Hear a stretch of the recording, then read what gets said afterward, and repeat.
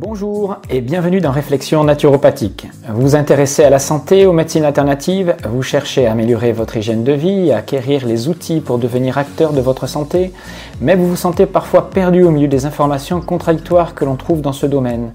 Alors bienvenue sur Réflexion naturopathique, le podcast qui apporte un éclairage nouveau et approfondi sur les questions de santé, de bien-être et de développement personnel. Je suis Jean-Brice Thivan, je suis praticien naturopathe, professeur d'éducation physique et sportive, conférencier et je dirige la formation alsacienne de naturopathie. Je vais partager avec vous plus de 30 ans de pratique, d'expérimentation et de recherche autour de la naturopathie et de la santé en général. Ce podcast est un espace de réflexion autour de nombreuses questions que l'on peut se poser quand on souhaite prendre sa santé en main. Je vous propose donc d'aborder avec un regard critique et le plus objectif possible de nombreux thèmes liés à la santé et au bien-être à travers une approche qui s'appuie à la fois sur les connaissances scientifiques modernes et sur les principes des médecines naturelles traditionnelles, en particulier ceux de la naturopathie, une médecine de terrain que j'exerce et enseigne depuis plus de 20 ans. Bonjour et très heureux de vous retrouver dans cet épisode 5 consacré à une question importante en naturopathie que l'on se pose souvent. Comment savoir ce que nous devons manger pour être en bonne santé ? Cette question est l'une des premières que je me suis posée dans mon adolescence, sans doute sous l'influence d'un père avant-gardiste sur ce point. C'est aussi la question pour laquelle tous les naturopathes et autres professionnels de santé, alternatifs ou pas d'ailleurs, auront une réponse à vous donner. Cependant, la diversité des réponses est telle d'un professionnel à l'autre, d'un pays à l'autre et d'une époque à l'autre que l'on ne sait plus qui écouter et donc comment s'alimenter. Dans ce podcast, nous allons voir comment vous pourrez éviter de suivre les conseils qui ne vous conviennent pas, comment éviter de tomber dans les pièges de gourous improvisés de la santé qui pensent savoir ce qui est bon ou mauvais pour nous. Vous comprenez que je ne vous donnerai pas de conseils directs sur ce que vous devez ou non manger, je ne veux pas transformer moi en gourou, mais nous allons poser les bases d'une réflexion qui, je l'espère, vous permettra de faire des choix plus éclairés. Si je vous parle de ce sujet, c'est parce que moi aussi, j'ai eu un parcours alimentaire marqué par de nombreuses expériences et de nombreux revirements. Mes premiers choix alimentaires n'étaient en fait pas complètement objectifs. Ils étaient bien évidemment, dans mon enfance et mon adolescence, ceux plus ou moins imposés par mon père, et non par ma mère, qui suivait les prescriptions de son mari, très au fait de l'alimentation bio et quasi végétarienne déjà à l'époque. Puis mes choix furent imprégnés par l'approche hygiéniste de mes études de naturopathie, même si les vérités, entre guillemets, de la naturopathie se heurtaient parfois aux croyances de mon père, ce qui nous valait des débats enrichissants. Cela m'a permis d'ailleurs de pousser mes réflexions assez loin sur des thèmes encore aujourd'hui d'actualité. Faut-il manger cru ou cuit ?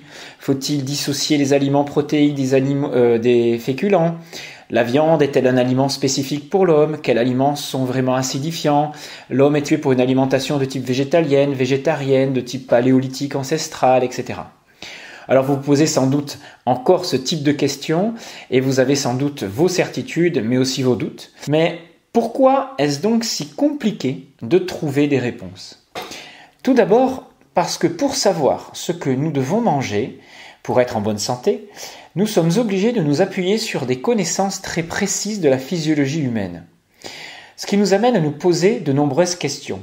Avant de choisir un aliment, il est important de se demander comment est digéré cet aliment ? Comment est-il transformé et métabolisé ? Quel type de déchets il libère dans l'organisme ? Quel type de nutriments il apporte et dans quelle proportion ? Quelle réaction hormonale il provoque ? Quel est l'impact qu'il a sur la glycémie, sur ma vitalité, sur ma digestion, sur mon poids ? Avec quel autre type d'aliments peut-on l'associer ou pour qu'il ne pose pas de problème digestif ? Est-ce qu'il est plus digeste cru que cuit ? Etc. etc. Vous voyez, dire qu'un aliment est bon ou mauvais pour la santé ne veut pas dire grand-chose quand on ne sait pas de quoi on parle par rapport à cet aliment. On va voir que toutes ces questions, toutes ces connaissances évoluent avec le temps, avec les progrès de la physiologie, mais aussi et surtout avec les orientations idéologiques d'une époque. C'est comme cela que dans les années 1970, où l'on a accusé le cholestérol et les graisses saturées d'être responsables de l'épidémie de maladies cardiovasculaires, ce qui a véhiculé une énorme croyance, une croyance très particulière dans nos sociétés, malgré des preuves scientifiques montrant l'innocuité des graisses sur la santé. Quand je dis « on », Bien sûr, il s'agit en réalité de chercheurs américains subventionnés, on verra, par l'industrie sucrière et céréalière, toute puissante à l'époque, qui ont orienté les recherches pour dédouaner les sucres. Il fallait un coupable, autre que le sucre, responsable de toutes ces maladies émergentes. Les graisses, plus caloriques, à une époque où l'on ne jurait que sur la quantité de calories ingurgitées, ont vite fait d'être cataloguées comme nocives. Alors, le jaune d'œuf, le beurre, les viandes, même les huiles ou les avocats ou certains oléagineux étaient considérés comme nuisibles. On a très vite fait de mettre toutes ces graisses dans le même panier. Tout ça a été en grande partie l'œuvre d'un dénommé Ansel Keys, un scientifique américain donc à l'origine d'une mode aujourd'hui encore très tenace. Les graisses et le cholestérol seraient responsables des maladies de civilisation, obésité, troubles cardiovasculaires, diabète, hypertension, etc. Aujourd'hui, sous l'impulsion de scientifiques indépendants, comme les docteurs Delord Gerrill ou le professeur Even et bien d'autres, le cholestérol et les graisses saturées retrouvent une place essentielle comme nutriments nécessaires à une santé optimale. Et il est largement démontré que ces graisses sont innocentes, ont une certaine innocuité dans l'apparition des pathologies cardiovasculaires.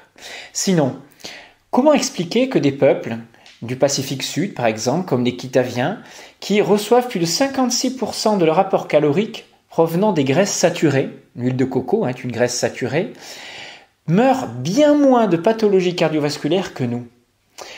Tout comme à une époque, les peuples inuits ou encore les peuples yakoutes de Sibérie, qui étaient adeptes de viande, viande de cheval, de produits laitiers, c'est-à-dire d'énormément de graisses saturées, tous ces peuples avaient une longévité aussi importante que la nôtre et un très faible taux de maladies cardiovasculaires. Ceci montre que la relation graisse, maladie cardiovasculaire, maladie de civilisation n'est absolument pas établie. Alors cet exemple montre que nous ne pouvons que difficilement nous appuyer sur des théories nutritionnelles, à moins de bien maîtriser tous les phénomènes de la physiologie humaine et de rester très objectifs. Nous verrons aussi que on oublie souvent dans ces théories-là les facteurs psycho-émotionnels qui influencent aussi largement l'apparition de pathologies, tout comme d'autres questions environnementales. Alors, comment savoir si un régime végétarien, un régime Dukan, un régime Atkins, un régime Signalé, un régime d'Okinawa, etc. est meilleur que le régime dissocié, ancestral ou le régime Montignac? Comment faire le choix entre le végétalisme, végétarisme, alimentation paléolithique, régime cétogène? Le crudivorisme vaut-il mieux que le presque tout cuit de la macrobiotique? Comment savoir si les céréales, les légumineuses ou les produits laitiers sont des aliments intéressants pour moi, ou bien s'ils vont me poser des problèmes de digestion ou même de carence? On pourrait étendre tout ce type de questions à d'autres domaines de la santé. Par exemple, quel type d'exercice physique est le plus adapté à moi? Est-ce que je suis fait pour faire du pilates, du yoga, du crossfit, de la musculation, du jogging? Et on peut faire ça dans tous les domaines. Depuis presque 30 ans que je me pose toutes ces questions, après avoir testé les différents types de régimes alimentaires avec plus ou moins de succès pour moi, j'avoue que ce n'est que depuis peu que j'y vois un peu plus clair. Qu'ai-je donc fait pour cela? Comment en suis-je arrivé là aujourd'hui? Voici donc quelle a été ma démarche pour sortir des préjugés et croyances en matière d'alimentation. D'abord, j'ai dû sortir d'une forme de cécité, enfermé que j'étais dans des théories de l'hygiénisme alimentaire qui ont été à la base de mes connaissances et qui sont encore véhiculées largement aujourd'hui sur le net. Il est facile d'ailleurs de se laisser piéger car ces théories, véhiculées par des blogueurs ou autres nutritionnistes, s'appuient sur des arguments qui semblent à la fois très scientifiques, rationnels, mais qui ne sont que partiels et souvent on oublie de nombreux paramètres pour décrire ces théories-là. Il est d'ailleurs très tentant d'adhérer à ces théories parce qu'elles apportent des arguments qui vont dans le sens de ce que nous sommes prêts à croire, de ce que nous voulons entendre. De plus, le langage employé rend accessible les connaissances. Mais pourtant, dès qu'on regarde un petit peu plus près, on s'aperçoit que ces théories sont très souvent erronées, qu'elles ne sont effectivement que partielles ou qu'on évite de parler de certains paramètres. Qu'elles soient médicales, scientifiques, proposées par un nutritionniste, un diététicien, un blogueur, un naturopathe ayant expérimenté une façon de s'alimenter, très souvent les théories développées s'appuient sur des allégations que peu de personnes analysent et remettent en cause. En voici l'une d'elles, très classique, quelques-unes d'elles d'ailleurs que je vais vous décrire là, et que l'on trouve fréquemment pour justifier le fait que nous devrions être végétariens ou même végétaliens. Une de ces allégations, c'est l'homme a le même système digestif que les grands singes. On dit qu'il consomme en général 95% de végétaux. On vous dit aussi que l'homme a découvert le feu que très tardivement dans son évolution, donc il n'est pas adapté à l'alimentation cuite. Ça, c'est pour justifier le crudivorisme. Ou que les aliments se digèrent mieux crus que cuits. Ou encore que notre source d'énergie unique, de base, est le glucose. Donc, il nous faudrait une alimentation basée sur une dominante d'aliments glucidiques, par exemple les céréales, les légumineuses, les fruits ou les légumes. Toutes ces affirmations, je les ai prises comme des vérités absolues pendant des années. Mais à y regarder de plus près, et en étant très objectif, on s'aperçoit qu'elles ne tiennent absolument pas la route. Nous y reviendrons un peu plus tard en détail dans certains podcasts, mais voici déjà quelques réflexions à ce sujet. Alors comment faire pour s'y retrouver et faire les bons choix pour soi ?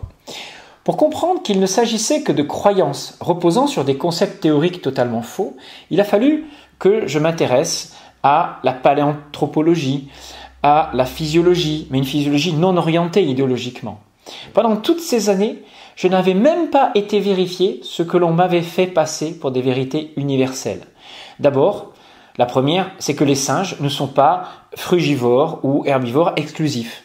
Plus de 10% de leur alimentation provient d'œufs, de petits animaux comme des mulots, d'insectes, même de carcasses, et représente plus de 10% des apports énergétiques autres que les fibres. J'ai été aussi intrigué quand je me suis aperçu que mon intestin grêle était 3 fois plus grand que celui d'un grand singe et que mon côlon 3 fois plus petit que le sien. Ce qui fait une grande différence dans ma capacité à digérer certains aliments, et on verra en fait que la flore colonique du singe, ce qu'on appelle le microbiote, mais le microbiote du côlon, leur permet de transformer quasiment la moitié des fibres ingurgitées en acides gras, ce qui fournit près de 60% des apports énergétiques pour le singe, quand nous ne pouvons transformer que 5% des fibres que l'on mange en acides gras. Donc ça fait une énorme différence qui ne nous permet pas de nous comparer aux grands singes ou à d'autres singes. Que dire encore de la présence des canines aiguisées, censées signifier le fait que l'animal, s'il a des canines importantes, devrait être carnivore, alors que le grand singe a des canines très puissantes, très marquées, et qu'il est à plus de 90% végétalien. Les canines, en fait, sont des dents de domination, des dents de hiérarchie sociale, de hiérarchie de clan, qui n'ont rien à voir avec la spécificité alimentaire. Même si ça les aide aussi à déchiqueter, à briser quelques noix et à manger quelques animaux. Quelle ne fut pas ma surprise non plus quand j'ai compris que mon système digestif était bien plus proche que celui d'un carnivore que d'un singe à 90-95% frugivore ou herbivore. Et ces théories et cette affirmation-là est tout à fait normale et compréhensible quand on sait que depuis plus d'1 million d'années, et surtout depuis ces 100-200 000 dernières années, nous n'avons survécu, en particulier dans les zones froides du globe, essentiellement que de la chasse et d'un peu de cueillette. Mais tout ça, cela veut-il dire que nous devons manger comme nos ancêtres chasseurs de mammouths d'il y a 30 000 ans ? Cela veut-il dire que le végétarisme ou le végétalisme n'est pas fait pour l'homme ? Et de quel homme parle-t-on ? Sommes-nous vraiment tous égaux face à l'aliment ? Nous répondrons à ces questions dans la deuxième partie, d'ici une dizaine de jours, dans le prochain podcast. Retrouvez toute notre actualité sur alsacenaturo.com, nos stages, nos conférences qui ont lieu dans l'Est de la France. Et pour encourager ce podcast débutant, soutenez-nous, mettez-nous des étoiles et faites-nous connaître. Je vous souhaite une bonne réflexion. À très bientôt.